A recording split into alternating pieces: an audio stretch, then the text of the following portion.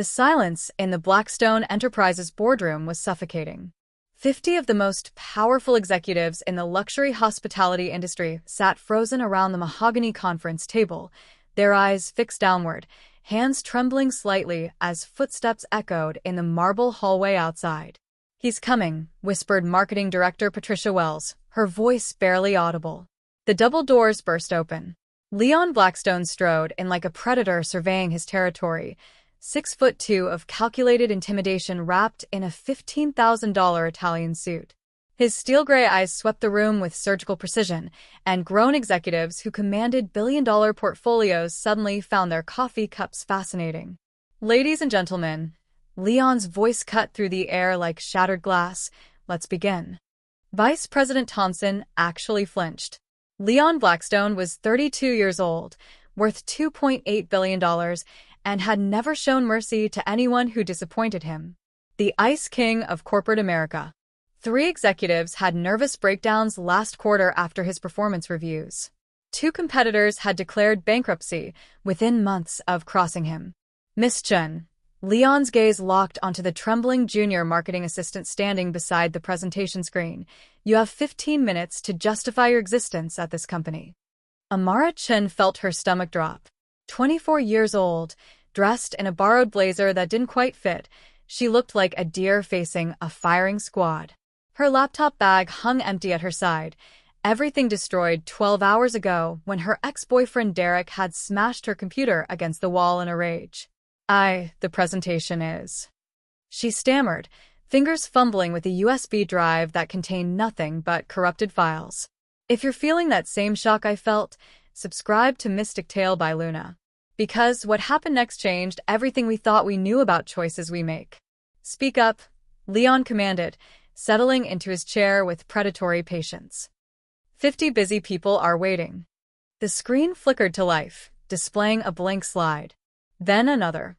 Amara's face flushed crimson as slide after slide showed error messages, broken links, missing graphics. The campaign she'd worked on for 3 weeks, gone. Vanished with a laptop Derek had destroyed, while screaming that she was worthless, that no one would ever want damaged goods like her. Executive Assistant Reynolds shifted uncomfortably. CFO Martinez studied his manicured nails. The room radiated secondhand embarrassment and barely concealed terror at what Leon's reaction would be. "I'm sorry, Amara's voice cracked. "My ex-boyfriend destroyed my laptop last night. I had to leave everything behind and—" "Stop." Leon's single word froze the room. He rose slowly, each movement deliberate and terrifying. "Are you seriously telling me that your personal drama is more important than a $50 million campaign?" Tears pricked Amara's eyes. Every person in that room was staring at her, some with pity, others with relief that they weren't in her position. Board member Harrison actually looked away, unable to watch the execution. "This is what passes for marketing talent these days." Leon's voice dropped to a whisper that somehow carried more menace than shouting. "Pathetic. You've wasted everyone's time. Security will escort you." "Wait." The word exploded from Amara's lips before she could stop herself. The room went dead silent. Marketing VP Davidson's coffee cup froze halfway to his lips. Director Chun, no relation, audibly gasped. Nobody interrupted Leon Blackstone. Ever. The last person who tried had been fired so thoroughly they'd never worked in corporate America again. Leon's eyebrows rose a fraction of an inch. "Excuse me?" Amara's survival instincts kicked in. Fight or flight. She'd already lost everything, her relationship, her apartment, her dignity. What was left to lose? "Give me 30 days, she said, her voice steadier than she felt. "I'll triple your social media engagement for the hotel launch. If I fail, I'll work for free for an entire year." The silence stretched like a taut wire. 50 executives held their breath, waiting for Leon to destroy this foolish girl who dared to make demands. CFO Martinez looked physically ill. Thompson was gripping his chair arms so hard his knuckles were white. But Leon didn't explode. Instead, something flickered behind his steel-gray eyes, amusement, perhaps. Or recognition of something he hadn't expected. "Interesting," he said slowly, circling her like a shark. "You have courage, Miss Chen. Or stupidity? I haven't decided which. He stopped directly in front of her, close enough that she could smell his expensive cologne, feel the dangerous energy radiating from him like heat from a furnace. Very well. I accept your proposition. But his smile was razor-sharp. You'll be working directly under my supervision. Every day, every decision, every breath you take in this building will require my approval. Assistant Reynolds appeared at his side as if summoned by telepathy, placing a thick contract on the table. Leon's signature was already at the bottom. Had he planned this? The pages were dense with legal terminology, clauses, and conditions that would take hours to read properly. Sign it. Now. Amara's hands shook as she picked up the Mont Blanc pen. The executives watched in horrified fascination as she scanned the first page. Personal services contract. Exclusive availability. Subject to immediate termination for cause. The words blurred together. She was signing her life away to the most feared man in corporate America. Miss Chen. Leon's voice was silk over steel. I don't have all day. She signed her name in trembling script, sealing her fate with black ink. Leon leaned down until his lips were next to her ear, his voice a whisper that sent chills down her spine. Welcome to hell, Miss Chen. I hope you survive it. The contract disappeared into his suit jacket. 50 pairs of eyes watched as Amara Chen, junior marketing assistant, became the personal responsibility of the Ice King himself. The elevator to the 52nd floor felt like a journey to another planet. Amara pressed herself against the mirrored wall as Leon stood in perfect silence, his presence filling the small space like compressed danger. The numbers climbed, 48, 49, 50, each floor taking her further from the world she knew. You'll find the executive level operates by different rules, Miss Chen, Leon said without looking at her. Rules that have destroyed stronger people than you. The doors opened onto a realm of Italian marble, floor-to-ceiling windows, and deadly quiet. This wasn't just wealth, this was power made manifest. Assistant Reynolds glided toward them like a phantom in Armani. Sir, Miss Chen's workspace is prepared. Workspace. Amara followed them down a corridor lined with intimidating oil paintings of Blackstone patriarchs. Each face seemed to judge her inadequacy. Leon stopped before a glass cubicle positioned directly outside massive mahogany doors marked L. Blackstone CEO. The transparent box offered zero privacy, zero escape from his watchful gaze. Your office, he announced with cold satisfaction. Every keystroke, every phone call, every bathroom break, I'll know about it. The cubicle contained a computer worth more than her annual salary, designer furniture that screamed luxury, and clothes hanging on a rolling rack. Expensive dresses, tailored blazers, shoes that cost more than her rent. I didn't ask for clothes. You'll wear what I provide. You'll eat what I approve. You'll speak to whom I permit. Leon's voice carried the weight of absolute authority. You wanted this chance, Miss Chen. Now you live by my rules. Reynolds handed her a tablet thick with schedules, protocols, and restrictions. Amara's day would begin at 6 a.m. and end when Leon dismissed her. No personal calls during business hours. No social media without approval. No leaving the building without escort. This is insane, she whispered. This is survival. Leon adjusted his platinum cufflinks with mechanical precision. Blackstone Enterprises employs 40,000 people across 6 continents. Their livelihoods depend on perfection. You've promised to triple our social engagement in 30 days. Failure isn't an option. He disappeared into his private office, leaving Amara alone in her glass prison.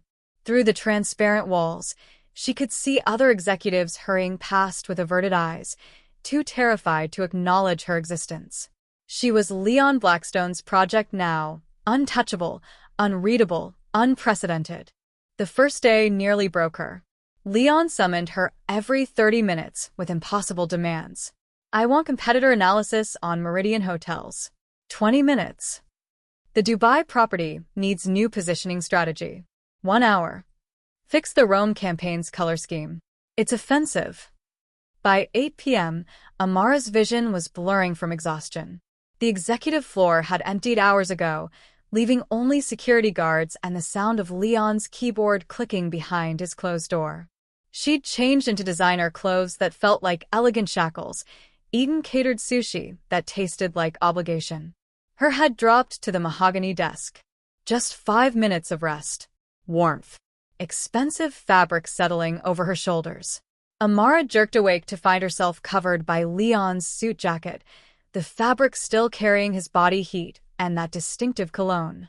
Through the glass, his office was dark. When had he left? How long had she been sleeping? A steaming coffee cup sat beside her computer. Real coffee, not the office swill. Next to it, a croissant from the French bakery she'd mentioned liking during their morning briefing. He'd been listening, remembering. Don't read into it, she muttered, but something fluttered in her chest. The second week brought new torments. Leon dragged her to board meetings where she sat silent while he dismantled grown men with surgical precision.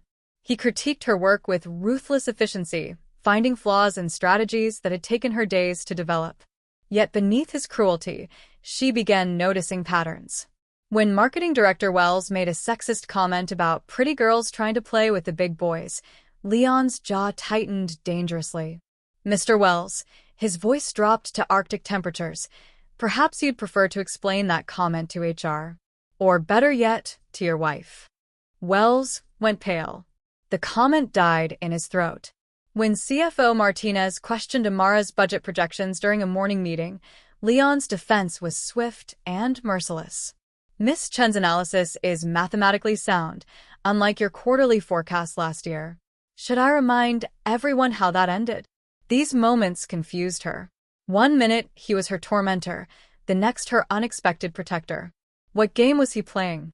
The transformation became apparent during her third week. Amara had learned to navigate the executive ecosystem, to speak their language of profits and positioning. Her social media campaigns were generating buzz, engagement up 60%, brand mentions trending upward. The impossible was becoming possible. You're adapting faster than I expected, Leon admitted during a late evening when they were alone on the 52nd floor. Most people crumble under pressure. You sharpen. Most people probably had better options. He studied her with those penetrating gray eyes. You always have options, Miss Chen. The question is whether you're brave enough to take them. Something in his tone made her look up from her screen. For a split second, the Ice King's mask slipped, revealing something almost human. Vulnerable. Then it was gone, replaced by his usual marble composure.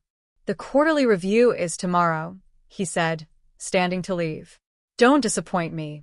But as he reached his office door, Leon paused. Amara. Her first name sounded strange in his voice, softer somehow. That jacket looks better on you than it did on me. She glanced down at the designer blazer she'd chosen from the rack, navy blue, with subtle silver threading. When she looked up, he was gone, but the compliment lingered like warmth from a dying fire. That night, alone in her glass cubicle under the city lights, Amara realized something terrifying. She wasn't just surviving Leon Blackstone's golden cage anymore. Part of her was beginning to understand it, to crave the challenge, the intensity, the way he pushed her beyond every limit she believed she had. The man who'd publicly humiliated her 3 weeks ago was turning her into someone she'd never imagined she could become. Someone stronger, sharper, more dangerous. The question that kept her awake wasn't whether she could survive 30 days in his world. It was whether she'd want to leave when her contract ended. The transformation began with a simple declaration that shattered Amara's morning routine. You're attending the Pemberton Charity Gala tonight, Leon announced, not looking up from his financial reports. Black tie. 8 p.m. Amara's coffee cup froze halfway to her lips. I don't have anything appropriate for her. You do now. He pressed his intercom. Reynolds, send them in. The doors opened to reveal a parade of luxury, a personal stylist wheeling racks of evening gowns, a makeup artist carrying cases of professional cosmetics, a hairdresser with enough tools to transform a pumpkin into Cinderella's carriage. This is excessive, Amara protested as the stylist began holding dresses against her frame with scientific precision. This is necessity. Leon finally looked at her, his gray eyes calculating. If you're going to represent Blackstone Enterprises, you need to look the part. These people will smell weakness from across the ballroom. The stylist, a reed-thin woman named Vivian, spoke with the authority of someone who'd dressed royalty. Darling, you have excellent bone structure, but that off-the-rack blazer is committing crimes against fashion. We're going to fix that. 3 hours later, Amara barely recognized herself. The midnight blue gown hugged every curve with mathematical precision. Diamonds borrowed from Blackstone's corporate jewelry collection sparkled at her throat, and her hair had been twisted into an elegant chignon that made her neck look like a swan's. Better, Leon said when she emerged from the stylist's temporary command center. His gaze traveled from her silver heels to the subtle shimmer of her eyeshadow. But looking the part is only half the battle. What's the other half? Surviving the sharks. The Pemberton Ballroom was a battlefield disguised as elegance. Manhattan's elite circulated like predators, their smiles sharp enough to draw blood. Amara clung to Leon's arm as he navigated the crowd with practiced ease, introducing her as his special projects coordinator. Leon, darling. A woman in ruby-red silk materialized beside them with the grace of a striking cobra. You look devastating as always. Victoria. Leon's voice could have frozen champagne. I heard you were in Europe. Victoria Sterling. Even Amara recognized the name, media heiress, socialite, and, according to the gossip magazines, Leon's former fiancé. She was beautiful in the way of expensive things, perfectly maintained, flawlessly displayed, and utterly cold. I came back for Daddy's foundation gala, of course. Victoria's emerald eyes assessed Amara like she was livestock at auction. And who is this charming creature? Amara Chun, Special Projects Coordinator. Amara extended her hand, trying to channel the confidence Leon had been drilling into her. Victoria's handshake lingered a beat too long, her grip just shy of painful. How refreshing. Leon usually prefers his assistants with more pedigree. If you're feeling that same shock I felt, subscribe to Mystic Tale by Luna. Because what happened next changed everything we thought we knew about choices we make. The insult landed like a slap, but Amara kept her smile steady. I prefer to think of it as earning my place through merit rather than inheritance. Leon's grip on her waist tightened, approval or warning. She couldn't tell. Touché, Victoria laughed, but her eyes remained arctic. We simply must catch up soon, Leon. I have so many stories about our shared experiences. She glided away, leaving behind the scent of expensive perfume and barely concealed threat. She hates me, Amara observed. Good. That means you're doing something right. Leon guided her toward the bar. Victoria Sterling destroys anything she perceives as competition. The fact that she noticed you means you've already won tonight. The evening became a masterclass in psychological warfare. Leon introduced her to senators, tech moguls, and oil executives, each interaction a careful dance of power and position. He watched her navigate conversations about markets she'd never heard of, cultural references that sailed over her head, inside jokes from boarding schools she'd never attended. You're holding your own, he murmured during a brief respite on the ballroom's marble terrace. I feel like I'm drowning in designer labels and trust funds. Everyone in that room is performing, Amara. The only difference is how long they've been rehearsing. He handed her a crystal flute of champagne. Tell me what you observe. She studied the crowd through the French doors. Senator Morrison is drunk. He's overcompensating with louder stories. The oil executive's wife is having an affair. She keeps checking her phone and smiling at messages. And the tech mogul in the corner is about to make a major acquisition. He's been talking to the same 3 people all night, and they're all lawyers. Leon's smile was the first genuine one she'd seen from him. Excellent. You're learning to read the subtext. Is that what this is? Training. Everything is training when you're trying to survive in a world designed to exclude you. His expression darkened. These people would tear you apart for entertainment if they sensed weakness. Tonight proved you can hold your own. The compliment warmed her more than the champagne, but their moment was shattered by Reynolds appearing at Leon's elbow. Sir, we have a problem. Ms. Sterling is speaking to the Times reporter about the Meridian acquisition. Leon's face went stone cold. Excuse me. Amara watched him stride back into the ballroom, his movement predatory and precise. Victoria stood beside a man with a press badge, her laughter tinkling like breaking glass as she gestured animatedly. Whatever she was saying, it was making the reporters scribble notes furiously. The ride back to Blackstone Tower was silent, tension radiating from Leon like heat from a furnace. Amara had changed back into her work clothes, but the feeling of transformation lingered. She'd survived her first encounter with his world. "Victoria's planning something," she said as they reached the executive floor. "Victoria's always planning something. The question is what she learned tonight." Leon loosened his bow tie with sharp movements. "You impress people, Amara. That makes you dangerous to her." "Dangerous how?" "She sees you as a threat to her plans for reclaiming territory she considers hers." His gray eyes fixed on her with laser intensity. This was never just about a marketing contract, was it? The question hung in the air between them, loaded with implications neither was ready to voice. Over the following days, Leon's training intensified. He taught her to read financial statements like battle plans, to identify power dynamics in boardroom seating arrangements, to deliver presentations that commanded rather than requested attention. "Confidence isn't feeling superior," he explained during a late-night strategy session. "It's knowing your worth and refusing to accept less." "Is that how you build all this?" Amara gestured at the empire surrounding them, the marble offices, the city lights, the weight of absolute authority. "I built this by understanding that mercy is weakness in corporate warfare." His voice carried years of hard-won battles. "But I'm beginning to think I may have misunderstood something fundamental." Before she could ask what he meant, Reynolds burst through the doors with uncharacteristic urgency.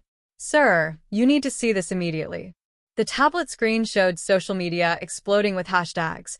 Hashtag Blackstone Scandal, hashtag Gold Digger Alert, hashtag Trailer Park to Penthouse.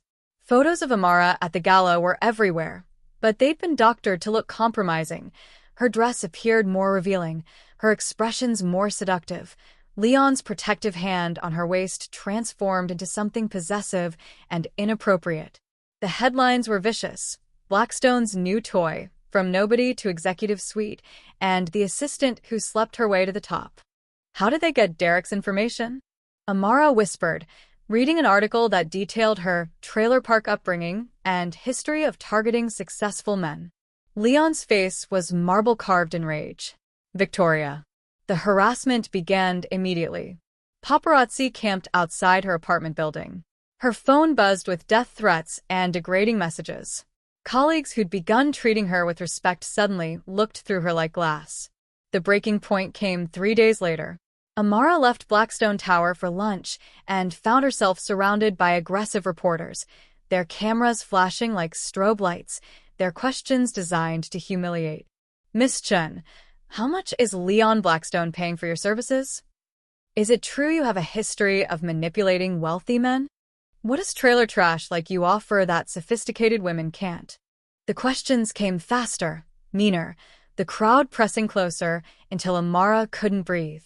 Panic clawed at her chest, Derek's voice echoing in her memory, telling her she was worthless, that no one would ever want damaged goods like her. Her vision tunneled. The world tilted sideways. Then Leon was there, appearing like an avenging angel in an expensive suit. He didn't speak, he didn't need to. His presence cut through the chaos like a blade, his protective arm around her shoulders creating a barrier between her and the mob. "Print one more lie about her," his voice was soft death, "and I'll destroy every publication you've ever worked for. Your editors, your sources, your careers gone." The reporters scattered like roaches before light.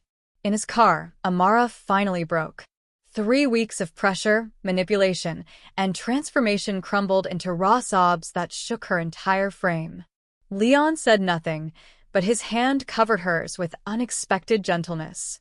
"No one touches what's mine," he said quietly, and something in his tone made her believe he wasn't just talking about business anymore. The penthouse office was a fortress of glass and steel suspended 60 floors above Manhattan. Leon had moved Amara here after the paparazzi incident, citing security concerns, but the isolation felt more intimate than protective. Floor-to-ceiling windows offered a god's-eye view of the city, while the space itself was minimalist perfection. No clutter, no warmth, nothing that revealed the man who inhabited it. "This is temporary," Leon said, gesturing toward a workstation positioned strategically near his private desk. "Until Victoria's media blitz dies down." "How long will that take?" "However long it takes for her to get bored or find a new target." He loosened his tie with mechanical precision. "She's methodical. This won't end quickly." Amara settled into the leather chair, hyper-aware of Leon's proximity. The executive floor had been intimidating, but this felt dangerously personal. His coffee mug sat inches from her elbow. His cologne lingered in the air. When he leaned over to check her screen, she could count his eyelashes. "Your engagement metrics are impressive," he said, studying her latest social media campaign. 68% increase in brand mentions, 43% boost in positive sentiment. "You might actually achieve your impossible promise." "Might." Victoria's sabotage campaign is sophisticated. She's not just attacking your reputation, she's undermining confidence in Blackstone's judgment. "If the board believes I made this decision for personal reasons." He trailed off, but the implication hung between them. Days blended into nights in their glass tower. Leon worked with obsessive focus, fielding calls from Tokyo at dawn, negotiating with London at midnight. Amara found herself memorizing his routines, how he rubbed his temples when frustrated, the way his voice softened when speaking to his sister in Paris, the rare smile that appeared when market reports exceeded expectations. "You don't sleep much, do you?" she asked during one of their late-night strategy sessions. Sleep is a luxury billionaires can't afford.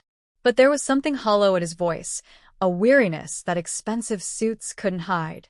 "What's the point of having billions if you can't enjoy them?" Leon's fingers stilled on his keyboard. "You assume I built this empire for enjoyment. Then why?" He was quiet for so long she thought he wouldn't answer. Outside their windows, the city glittered like scattered diamonds, 8 million people living their lives below while they floated in isolation above it all. "My father died when I was 12, he said finally. Heart attack in his office, working 18-hour days to keep the company from bankruptcy. I found him there the next morning, still slumped over quarterly reports."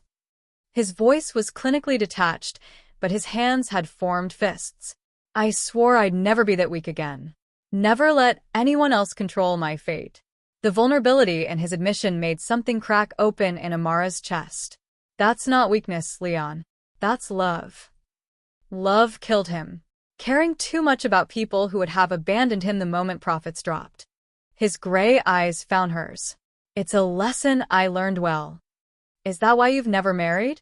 "Never let anyone close. Closeness is liability in my world." But he was looking at her when he said it, and the words felt more like warning than philosophy. Their routine developed its own intimacy. Leon ordered dinner for two, expensive takeout from restaurants Amara had only read about.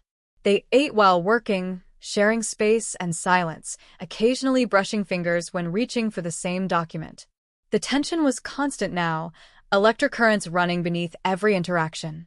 "You're different here," Amara observed one evening as Leon reviewed her presentation on luxury travel demographics. "Less terrifying. Disappointed. Curious." She saved her work and swiveled to face him. "Everyone's afraid of you, but I'm starting to think that's exactly what you want. It's armor, isn't it? The Ice King persona." Leon's smile was sharp enough to cut. "Careful, Miss Jen. You're beginning to sound like you think you understand me." "Don't I?" "At least partly." He stood abruptly, moving to the windows that showcased his kingdom.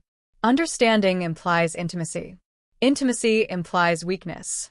I've spent 20 years building walls for very good reasons. What happens when the walls become a prison? The question hit its mark. Leon's reflection in the glass showed a man who'd forgotten how to be human, who'd traded connection for control and convinced himself it was worth the price. Their breakthrough came during week 4, when Victoria's latest attack made international news.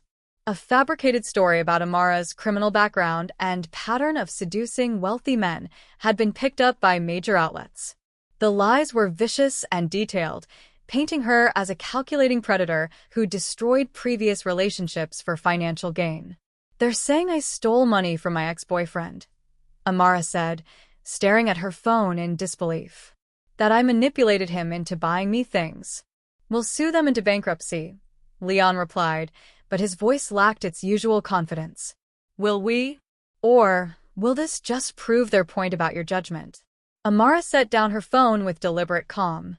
"Maybe they're right. Maybe I should disappear before I destroy everything you've built. Is that what you want? To run?" If you're feeling that same shock I felt, subscribe to Mystic Tale by Luna. Because what happened next changed everything we thought we knew about choices we make. I want to stop being the weakness everyone uses against you. Leon crossed the office in 3 strides, his hands gripping her shoulders with desperate intensity. "You think you're my weakness? Aren't I? Victoria certainly does. The board certainly does. Every headline suggests. You're the strongest person I've ever met." The words burst from him like a dam breaking. "You survived abuse, homelessness, public humiliation, and came back fighting every time. You've exceeded every impossible standard I've set, turned around campaigns that seasoned executives couldn't fix, and somehow maintained your humanity in a world designed to strip it away." His hands were still on her shoulders, his face inches from hers. "If that's weakness, then I've been strong for all the wrong reasons." The air between them crackled with months of suppressed tension. Amara could feel his breath on her lips, see the war between desire and control playing out in his gray eyes. "Leon," she whispered, and his name on her lips seemed to break whatever restraint he'd been clinging to. "The woman you've been sleeping with," snapped Director Walsh. "The woman whose contract you manipulated for personal gain." "I manipulated nothing." Miss Chen earned her position through exceptional performance. Performance in the bedroom or the boardroom? The comment came from Stevens, a fossil who'd been questioning Leon's leadership for years. Leon's expression went nuclear. "Repeat that comment, Stevens. I dare you." Morrison slammed his gavel. "Enough. Leon, the optics are catastrophic. Stock prices dropped 12% in pre-market trading. Our institutional investors are asking serious questions about leadership stability. The market will recover. It always does. Not from a scandal involving sexual harassment and abuse of power," Walsh interjected. "The legal department is already fielding calls from women's rights groups, labor organizations, and SEC investigators." Amara had remained silent, but the attacks were escalating beyond reason. "I was never coerced or manipulated. Every decision I made was voluntary." "Miss Chun," Morrison's voice was patronizing, "you're a 24-year-old woman who is financially desperate. The power dynamic made true consent impossible. Don't you dare infantilize me." Amara's voice cut through the room like a blade. "I'm not a victim of Leon Blackstone. I'm a woman who fell in love with a man who saw my potential when no one else would." "Love?" Stevens laughed harshly. "This is a textbook case of Stockholm Syndrome. He isolated you, controlled your environment, made you dependent on his approval. He challenged me to become better than I ever imagined possible. He exploited a vulnerable employee for sexual gratification." Leon's restraint finally snapped. "One more word about exploitation, Stevens, and I'll demonstrate exactly why 40,000 people work for me and not you." "Is that a threat, Leon?" "It's a promise." Morrison's gavel came down again. "The board has reached a preliminary decision. Leon, you'll take a leave of absence while we conduct a full investigation into your relationship with Miss Chen. Miss Chen, your contract is terminated immediately." "You can't terminate her contract," Leon said quietly. "It's with me personally, not Blackstone Enterprises." "Then you'll release her from it." "No." The single word hung in the air like a challenge. Morrison's face reddened with disbelief. "No. Amara Chun is under my personal protection. Anyone who attempts to harm her career will answer directly to me." If you're feeling that same shock I felt, subscribe to Mystic Tale by Luna. Because what happened next changed everything we thought we knew about choices we make. Leon, you're destroying everything your father built. My father built this company by recognizing talent and protecting it from mediocrity. Leon stood slowly, his presence filling the room with dangerous energy. Amara represents the future of marketing in ways your dinosaur minds can't comprehend. Fire her, and you're firing the person most responsible for our recent growth. Director Williams, who'd remained silent until now, cleared her throat. The quarterly numbers don't lie. Miss Chen's campaigns have generated more positive brand awareness than our previous 3 marketing directors combined. Performance metrics don't justify inappropriate relationships, Walsh countered. What's inappropriate about 2 consenting adults? Amara stood beside Leon, her voice steady despite the hostile stares. I signed a work contract. I exceeded every expectation. I fell in love with a man who treated me as an equal, not a subordinate. An equal? Stevens scoffed. He's worth $3 billion. You're nobody. Leon's movement was predatory swift. He leaned across the table until his face was inches from Stevens, his voice dropping to a whisper that somehow carried more menace than shouting. She is somebody. She's the woman who's going to help revolutionize this industry while you're still trying to figure out what Twitter is. Morrison intervened before violence became inevitable. Leon, the decision is final. Leave of absence, effective immediately. Security will escort you both from the building. Security will try, Leon corrected. But I own 51% of this company, Morrison. Board recommendations require shareholder approval, and I am the majority shareholder. The reminder hit the room like a bombshell. These titans of industry had momentarily forgotten the fundamental truth of corporate power. Leon Blackstone didn't just run Blackstone Enterprises. He owned it.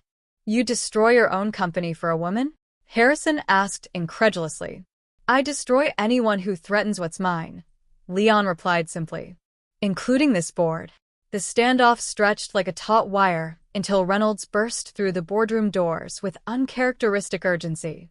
Sir, I'm sorry to interrupt, but there's been a development. Victoria Sterling is holding a press conference outside. She's claiming to have evidence of financial impropriety. Through the floor-to-ceiling windows, they could see Victoria on the building's front steps, microphones thrust toward her beautiful face as she spoke to the assembled media circus. Even from 60 floors up, her performance was clearly masterful. What kind of evidence? Morrison demanded. Reynolds consulted his tablet. She's alleging that Leon used company funds for Miss Chen's wardrobe, personal expenses, and luxury accommodations. She claims to have receipts and financial records. Impossible, Leon said, but something flickered in his expression. Those expenses were personal. Paid through which accounts? Amara asked, though she already suspected the answer. The corporate. Leon trailed off, realization dawning. She's right. The emergency cards, the stylist, the penthouse office modifications, it was all processed through Blackstone's executive discretionary fund. Director Walsh smiled like a shark scenting blood. That's embezzlement, Leon. Using corporate assets for personal relationships. It was legitimate business expense. Amara's appearance at corporate events required your girlfriend to look pretty for media appearances? Stevens interrupted. That's not a business expense. That's a gift to your mistress. Leon's face went white with rage, but Amara placed a restraining hand on his arm. Outside, Victoria's press conference was reaching its crescendo, her gestures becoming more animated as she delivered what was clearly a devastating finale. Reynolds' tablet buzzed with updates. She's releasing financial documents to the press. Bank records, expense reports, receipts for jewelry, clothing, and a hotel room in Paris that Miss Chen never used. Paris? Amara looked at Leon in confusion. I booked it, he admitted quietly. After the charity gala. I wanted to show you something beautiful. Somewhere we could talk without cameras and board meetings and Victoria's interference. The romantic gesture, revealed in the harsh light of corporate scrutiny, looked like exactly what Victoria intended, proof of a billionaire buying expensive gifts for his much younger employee. Morrison's expression was grave. Leon, this isn't just about impropriety anymore. This is fraud. The SEC will have to investigate. Our insurance won't cover legal fees if criminal charges are filed. Criminal charges? Amara felt the room spinning. For what? Falling in love. For accepting gifts from your employer that violate federal bribery statutes, Walsh explained with obvious satisfaction. For participating in a scheme to defraud Blackstone shareholders. Leon stepped protectively in front of Amara. She didn't know about the funding source. If charges are filed, they'll be against me alone. Noble, Stevens said sarcastically, but legally irrelevant. She accepted the benefits. Outside, Victoria's press conference was ending, but the damage was clearly done. Social media was exploding with new hashtags. Hashtag Blackstone fraud, hashtag faux criminal, hashtag jail them both. Morrison stood slowly, his face heavy with regret.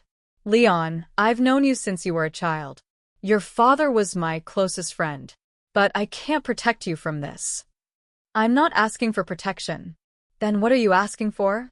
Leon's gaze swept the boardroom, taking in 20 years of relationships, alliances, and carefully built power structures. Then he looked at Amara, and his expression softened into something almost peaceful. I'm asking for time. 48 hours to present evidence that will exonerate both Miss Chun and myself. What evidence? Morrison asked suspiciously. Evidence that Victoria Sterling has been systematically sabotaging Blackstone Enterprises for months. Evidence that she's been paying insiders for confidential information. Evidence that tonight's press conference was the culmination of corporate espionage designed to destabilize this company and destroy my relationship with Miss Chun. The room went silent. Harrison leaned forward with interest. You have proof of corporate espionage? I have proof of everything. Leon's smile was sharp enough to cut glass. Did you really think I built a $3 billion empire without learning how to protect it from people like Victoria Sterling? He pulled out his phone and made a single call. Release the files. All of them. Send copies to every board member, every major news outlet, and the FBI's white-collar crime division. Leon, Morrison's voice was warning. What have you done?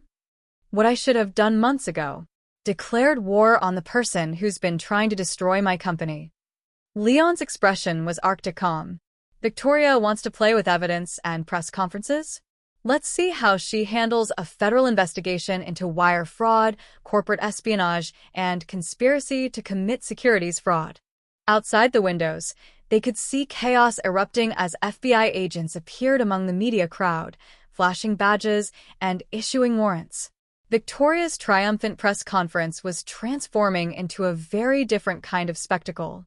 Ladies and gentlemen, Leon addressed the stunned boardroom. I'd like you to meet the real criminal in this situation. The question now is whether you'd like to be on the right side of the story when it reaches its conclusion. If you're feeling that same shock I felt, subscribe to Mystic Tale by Luna. Because what happened next changed everything we thought we knew about choices we make. Amara stared at the man she'd fallen in love with, seeing him fully for the first time. Not just the vulnerable person who'd shared his fears in quiet moments, but the ruthless strategist who'd been 10 steps ahead of everyone else from the very beginning. You knew, she whispered. You knew what she was planning. I knew she'd try something eventually. I just didn't know she'd be stupid enough to commit federal crimes in the process.